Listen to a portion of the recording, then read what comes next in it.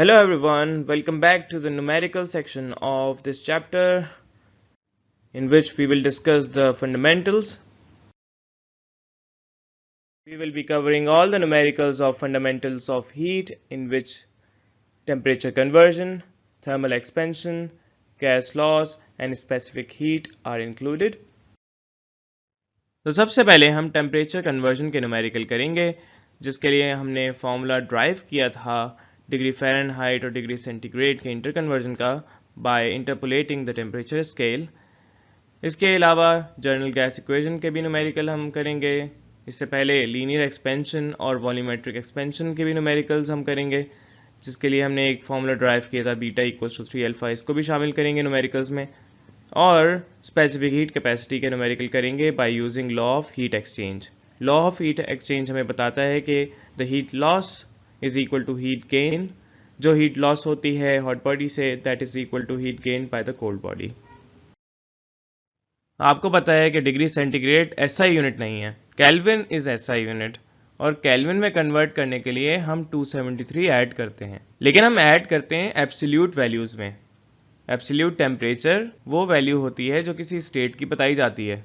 अगर change in temperature की बात की जाए तो उसमें हम 273 ऐड नहीं करेंगे, और ये हमने प्रूव करना है कि change in temperature in kelvin is equal to change in temperature in degree centigrade. अगर हम कहें कि Tk is the temperature in kelvin, Tc is the temperature in Celsius या सेंटीग्रेड, तो Tk is equal to Tc plus 273। यहाँ पर हमने ये स्टेट के टेम्परेचर की बात की है, कोई एक टेम्परेचर किसी हालत की बता दी है कि अगर पहली स्टेट की होगी तो T1K is equal to T1C plus 273, हमें ऐड करना पड़ेगा 273। इस तरह से दूसरा टेम्परेचर होगा तो उसमें भी 273 ऐड करना पड़ेगा केल्विन में निकालने के लिए। अब अगर हम चेंज इन टेम्परेचर निकालें तो दोनों को माइनस करेंगे, यानी T2 माइनस T1। यहाँ हमारे पास केल्विन में है तो हम यहाँ पुट कर देते हैं Tc प्लस 273 को, तो T2C प्लस 273 भी सब्सटीट्यूट हो जाएगा और T1C प्लस 273 भी सब्सटीट्यूट हो जाएगा। इससे एक्सपेंड करने पर हमारे पास 273 कैंसिल आउट हो जाएंगे, जिससे पता ये चलता है कि T2C माइनस T1C रह गया, यानी डेल्टा T इन डिग्री सेंटीग्रेड। इसका मतलब ये कि अगर 50 डिग्री डिफरेंस है टेम्परेचर का केल्विन में तो 50 डिग्री टेम्परेचर डिफरेंस सेंटीग्रेड में बराबर होगा। इसको न्यूमेरिकल कर लेते हैं। न्यूमेरिकली अगर देखें, for example T1 25 degree centigrade है, T2 75 डिग्री सेंटीग्रेड है, तो हमारे पास T2 माइनस T1 करने पर 75 माइनस 25 50 डिग्रीज हो गया। और अगर केल्विन में वैसे निकालना है तो T1 को कन्वर्ट कर देते हैं प्लस 273 करके, और T2 को भी कन्वर्ट कर देते हैं 273 ऐड करके। अब वैल्यूज सब्ट्रैक्ट कर दें T2 माइनस T1 केल्विन में, तो देखते हैं क्या होता है। तो 348 माइनस 298 50 केल्विन आया। इसका मतलब ये कि केल्विन और डिग्री सेंटीग्रेड दोनों बराबर होते हैं। अच्छा, केल्विन के साथ डिग्री नहीं लगता। तो टेम्परेचर कन्वर्जन में हम जब केल्विन और सेंटीग्रेड की बात करते हैं चेंज इन टेम्परेचर बराबर होता है, लेकिन एब्सोल्यूट वैल्यूज बराबर नहीं होती केल्विन और सेंटीग्रेड की, यही याद रखिएगा। जब एब्सोल्यूट वैल्यूज होंगी जिसमें डेल्टा नहीं लगा होगा तो आपको 273 ऐड करना पड़ेगा केल्विन में कन्वर्ट करने के लिए। लेकिन अगर डेल्टा की बात हो, अगर डेल्टा T गिवन है तो वो केल्विन में भी और डिग्री सेंटीग्रेड में भी बराबर होगा। चलें अब फ़ारेनहाइट और सेल्सियस स्केल की बात करते हैं। एक ऐसा टेम्परेचर निकालें जिसमें फ़ारेनहाइट और सेल्सियस स्केल कोइंसाइड करते हैं। अगर हम डिग्री फ़ारेनहाइट में TF टेम्परेचर कहें और सेल्सियस स्केल पर TC टेम्परेचर को कहें, तो हमने एक ऐसी वैल्यू निकालनी है जो TF और TC पर एक ही आए। लेट कर लेंगे उसको X। हमें पता है according to formula of temperature conversion TF is equal to 9/5 times TC plus 32। अगर हमने यहाँ पर TF और TC की एक वैल्यू निकालनी है जो एक पॉइंट पर कोइंसाइड करे, तो हम यहाँ पर X पुट कर देंगे दोनों की जगह। साइड शिफ्ट करेंगे क्योंकि हमें कांस्टेंट और वेरिएबल्स को अलग करना है, तो 32 को दूसरी साइड में भेज दें, माइनस 32 हो गया। और एलसीएम ले लेंगे तो 9x माइनस 5x 4x होता है। 5 मल्टीप्लाई करा दें, 4 डिवाइड करवा दें, तो x को कैलकुलेट करने पर माइनस 40 आएगा, विच मीन्स दैट कि माइनस 40 डिग्री सेंटीग्रेड बराबर होता है माइनस 40 डिग्री फ़ारेनहाइट के। ये वैल्यू कोइंसाइड करती है स्केल पर। हमने यहाँ पर टेम्परेचर कन्वर्जन सीख ली है, अब आपके ऊपर है कि आप इसकी कितनी प्रैक्टिस करते हैं। थर्मल एक्सपेंशन के क्वेश्चन करेंगे जो कि एग्जाम के लिए बहुत इंपॉर्टेंट है। एक सवाल आया है, find the change in volume of an aluminium sphere of 0.4 meter radius when it is heated from 0 degrees to 100 degrees centigrade, where alpha for aluminum is 26 times 10 power minus 6 Kelvin inverse. Kelvin inverse alpha की unit है, आप निकाल भी सकते हैं। तो data बनाएंगे, change in volume निकालना है, रेडियस गिवन है r इक्वल्स टू 0.4 मीटर्स, ऐसा यूनिट्स में है। इनिशियल टेम्परेचर 0 डिग्रीज और फाइनल टेम्परेचर 100 डिग्रीज है। डेल्टा टी निकालना है चेंज इन वॉल्यूम निकालने के लिए, और इसके लिए हमें कन्वर्ट करने की ज़रूरत नहीं केल्विन में। गिवन है alpha equals to 24 times 10 power minus 6 kelvin inverse. Solution करेंगे, इनिशियल वॉल्यूम निकालना है पहले, तो वॉल्यूम स्फीयर का होता है 4/3 पाई आर क्यूब। तो V1 equals to values put कर दी इसमें, हमारे पास 0.268 मीटर क्यूब आ जाएगा। अब V1 निकाल लिया, डेल्टा V निकालना है, V2 चाहिए, लेकिन हमें पता है डेल्टा V का जो फॉर्मूला है according to volumetric expansion it is beta V1 delta T। तो हमें तो अल्फा दिया हुआ है, बीटा निकालना पड़ेगा। तो बीटा हमें पता है 3 अल्फा होता है, 3 से मल्टीप्लाई कर देंगे अल्फा को तो बीटा आ जाएगा। और टेम्परेचर डिफरेंस निकालना पड़ेगा delta T which is T2 minus T1, 100 minus 0। अब ये सेंटीग्रेड में है तो हमें पता है कि केल्विन में भी बराबर होता है change in temperature. So further solve करेंगे, हमारे पास इनिशियल वॉल्यूम भी आ गया है, वॉल्यूमेट्रिक एक्सपेंशन कोफिशिएंट भी आ गया है, बीटा और टेम्परेचर डिफरेंस भी हमें पता है, तो डेल्टा V निकाल सकते हैं। Beta V1 delta T according to the formula of volumetric expansion. Values substitute करेंगे, मल्टीप्लाई करेंगे तो 192.96 हमारे पास ये कॉन्स्टेंट्स की वैल्यूज मल्टीप्लाई करके आ गई, और 10 पावर माइनस 5 एक्सपोनेंट को सॉल्व करेंगे तो हमारे पास 0.0019 मीटर क्यूब आ जाएगा। एक और थर्मल एक्सपेंशन का क्वेश्चन करते हैं, ये भी एग्जाम में आया है। मैं आपको जितने भी सवाल करवा रहा हूँ ये ज़्यादातर एग्जाम में पूछे गए हैं। A brass ring of 20 centimetre diameter at 20 degree centigrade is to be mounted on a metal rod. एक मेटल रॉड में ब्रास रिंग माउंट करनी है, और यहाँ पर टेम्परेचर दिया हुआ है 20 डिग्री सेंटीग्रेड जिसका डायमीटर 20 सेंटीमीटर है। Metal rod is of 20.02 centimetre diameter at 20 degree centigrade. दोनों हमें इनिशियल टेम्परेचर पर दिए हैं। To what temperature should the ring be heated, कितने टेम्परेचर पर इसको हीट करना पड़ेगा, क्योंकि हमें पता है डायमीटर मेटल रॉड का ज्यादा है थोड़ा सा और रिंग का कम है, तो रिंग को हीट करेंगे ताकि उसका डायमीटर बढ़ जाए और उसको हम फिर माउंट कर सकें। For brass alpha equals to 1.9 into 10 power minus 5 degree centigrade inverse. तो डाटा बनाते हैं, इससे पहले हम ये समझ लेते हैं कि कैसे ये माउंट किया जाएगा। 20.02 सेंटीमीटर डायमीटर दिया हुआ है मेटल रॉड का, 20 सेंटीमीटर डायमीटर है रिंग का, इसको हमें माउंट करना है। सो ब्रास रिंग को हीट करने से पहले डायमीटर, इनिशियल डायमीटर D1 है 20 सेंटीमीटर, इसको मीटर में कन्वर्ट करेंगे, 0.2 मीटर्स आ जाएगा। फाइनल डायमीटर क्या होगा हीट करने के बाद, जाहिर सी बात है जो डायमीटर हमारे पास मेटल रॉड का है वही डायमीटर फाइनल डायमीटर होगा, उतना डायमीटर चाहिए ताकि उस पर फिट हो जाए। तो D2 हमारे पास गिवन है 20.02 सेंटीमीटर, ये हम कन्वर्ट कर देंगे मीटर्स में by dividing it by 100। Initial temperature यहाँ पर T1 गिवन है 20 डिग्री सेंटीग्रेड, फाइनल टेम्परेचर निकालना है, और linear expansion coefficient is also given. We know that diameter is a form of length, initial diameter भी है फाइनल डायमीटर भी है, तो हम इनिशियल को फाइनल में से माइनस कर देंगे, हम चेंज निकाल सकते हैं। चेंज इन लेंथ हमारे पास आएगी delta D equals to D2 minus D1, तो सब्स्टिट्यूट करके हम निकाल सकते हैं डेल्टा D 0.0002 मीटर्स, और टेम्परेचर डिफरेंस यहाँ पर हम निकालेंगे क्योंकि हमें पता है delta L equals to alpha L1 delta T होता है। यहाँ पर L की जगह T रख दिया है क्योंकि डायमीटर जो है वो लेंथ ही है। हम डेल्टा T पहले निकालेंगे, फिर उसके बाद T2 निकाल सकते हैं। तो सब्स्टिट्यूट करते हैं इसमें वैल्यूज़, तो सॉल्व करने पर हमारे पास 52.63 केल्विन आ गया। ये 52.63 डिग्री सेंटीग्रेड भी कहा जा सकता है, इसलिए कर रहे हैं ताकि हम डिग्री सेंटीग्रेड में वैल्यू जो दी हुई थी उसको हम सॉल्व कर सकें। हम अगर केल्विन रख देंगे तो केल्विन में आंसर नहीं आएगा क्योंकि पहले हमारे पास T1 डिग्री सेंटीग्रेड में है। फाइनल टेम्परेचर यहाँ पर निकालेंगे, delta T is equal to T2 minus T1, और T2 यहाँ पर निकाला जा सकता है, T1 को अगर दूसरी साइड में भेज दें डेल्टा T के साथ ये प्लस हो जाएगा, तो सॉल्व करेंगे। T2 आ गया 73.63 डिग्री सेंटीग्रेड। अब इसको अगर हम 273 ऐड कर दें 345.63 केल्विन आ जाएगा आंसर। नेक्स्ट हम यहाँ पर अब न्यूमेरिकल करेंगे गैस लॉज के, और गैस लॉज में हम इस्तेमाल करते हैं PV = nRT which is the ideal gas equation. और अगर स्टेट की बात की जाती है तो हम जानते हैं P1 V1/T1 = P2 V2/T2 दो स्टेट्स का फॉर्मूला है।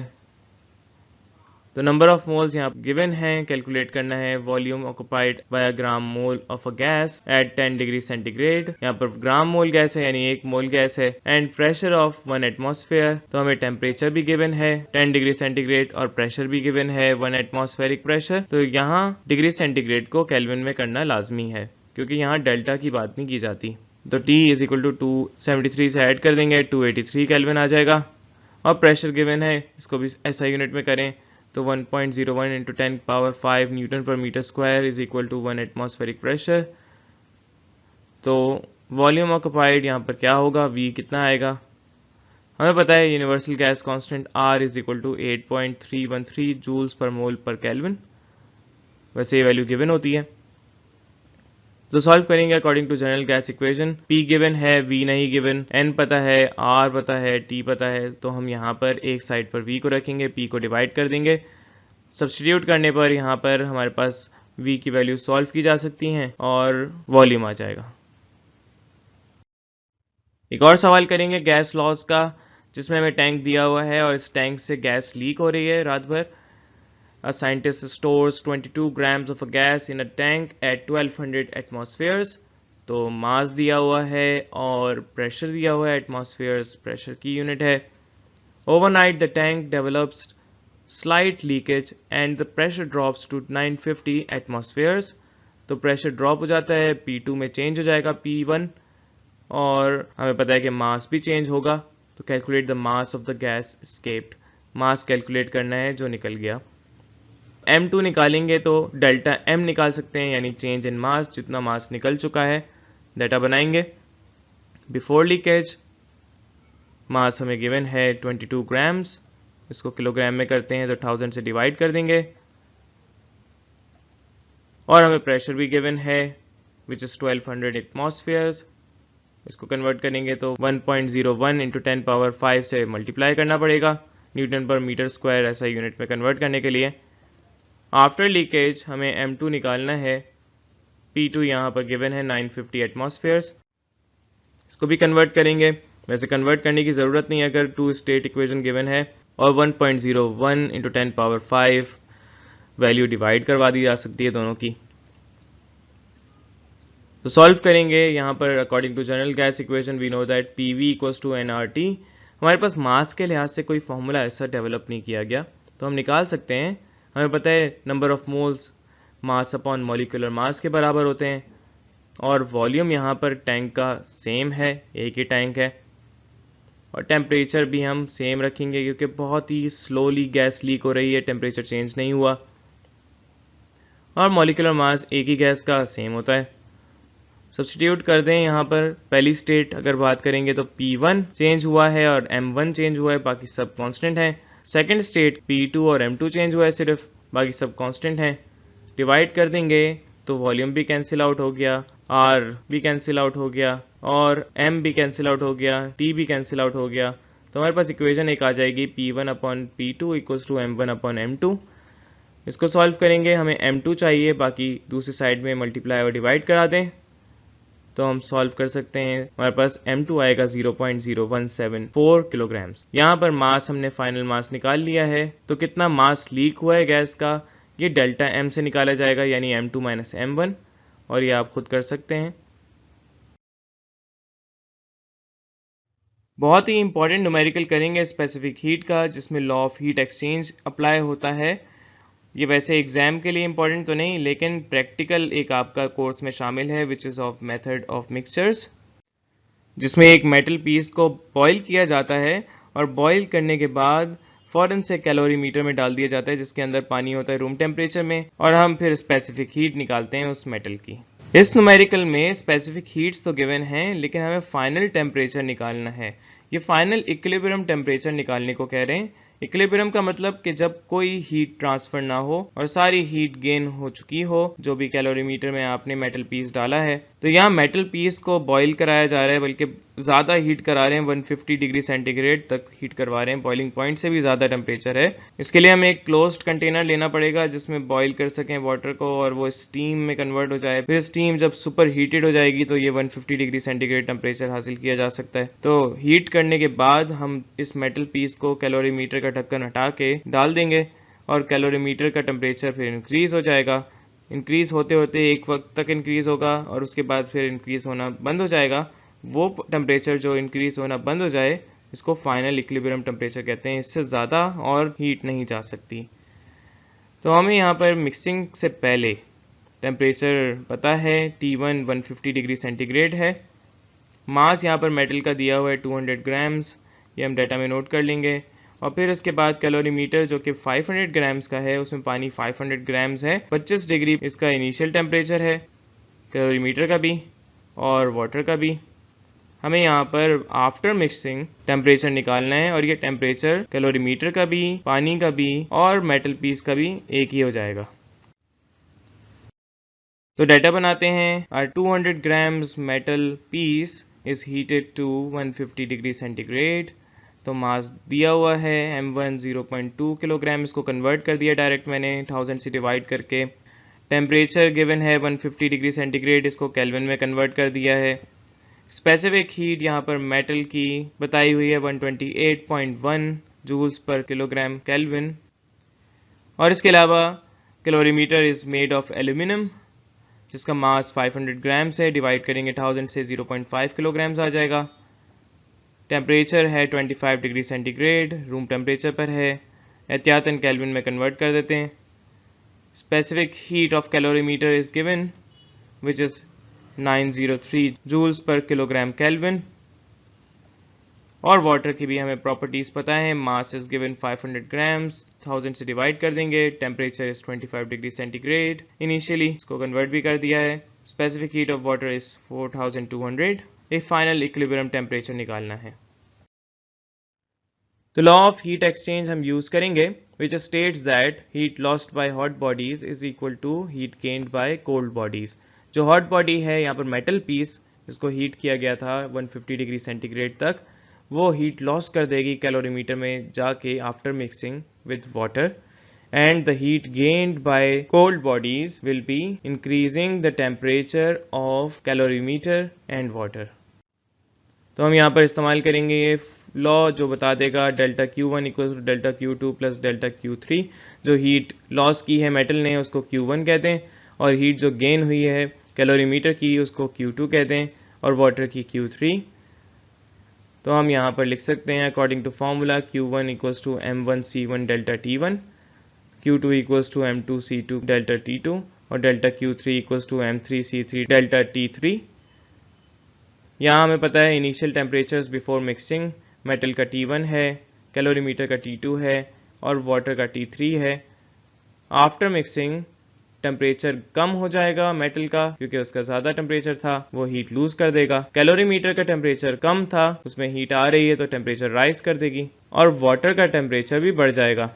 तो हमें पता है कि फाइनल माइनस इनिशियल में फाइनल बड़ा होता है, इनिशियल छोटा होता है। डेल्टा टी अगर पॉजिटिव रखना चाहते हैं तो हमारे पास डेल्टा T1 जो मेटल का है, मेटल में चेंज आएगा टेम्परेचर का, वो T1 माइनस टी होगा। T1 ज्यादा है और T बाद में कम हो जाएगा। इसी तरह से delta T2 T minus T2 होगा क्योंकि T बढ़ा हुआ टेम्परेचर है फाइनल और इनिशियल टेम्परेचर कम है T2। इसी तरह से डेल्टा T3 भी T माइनस T3 होगा क्योंकि वाटर का टेम्परेचर भी राइज हो रहा है।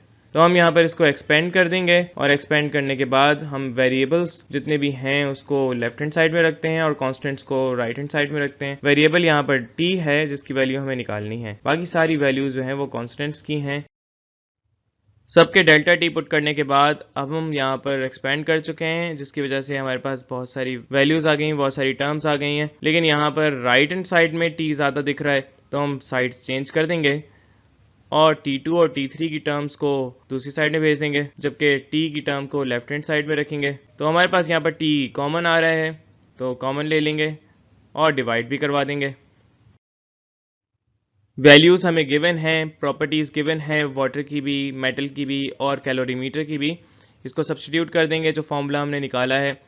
M1 C1 T1 में, M2 C2 T2 में और M3 C3 T3 में मल्टीप्लाई करेंगे, सॉल्व करेंगे। यहाँ पर टेम्परेचर केल्विन में पुट किया है, चेक किया है हमने। यहाँ पर केल्विन में अगर पुट करते हैं तो आंसर क्या आता है। अगर केल्विन में पुट करेंगे तो आंसर केल्विन में आएगा, सेंटीग्रेड में पुट करेंगे तो आंसर सेंटीग्रेड में आएगा, कोई फर्क नहीं पड़ेगा क्योंकि इस फॉर्मूले की बेसिस डेल्टा टी से ताल्लुक रखती है। या आप खुद भी कर सकते हैं, अगर आप डिग्री सेंटीग्रेड में ही रहने देते और पुट कर देते तो आंसर वही आता, लेकिन बेहतर ये है कि केल्विन में कन्वर्ट कर दें। और हमारे पास इसमें ऐड करने पर वैल्यूज डिवाइड हो रही हैं, इसको डिवाइड भी कर दें तो हमारे पास केल्विन में पुट किया था टेम्परेचर, तो 299.24 केल्विन आंसर आ गया। अब सेंटीग्रेड में अगर निकालना चाहते हैं तो माइनस करना पड़ेगा 273 से, तो आंसर आएगा 26.24 डिग्री सेंटीग्रेड, यानी 1.24 डिग्री सेंटीग्रेड टेम्परेचर राइज हुआ है। इस लॉकडाउन में आपको कुछ होमवर्क दिया है, इसको ज़रूर सॉल्व कीजिएगा। अगर सॉल्व हो जाए तो बहुत अच्छी बात है, अगर ना हो तो दोबारा से वीडियो को देख लें, वही कॉन्सेप्ट्स आपके अप्लाई हो रहे हैं इन न्यूमेरिकल्स में। अपना बहुत ख्याल रखें। अल्लाह हाफिज़।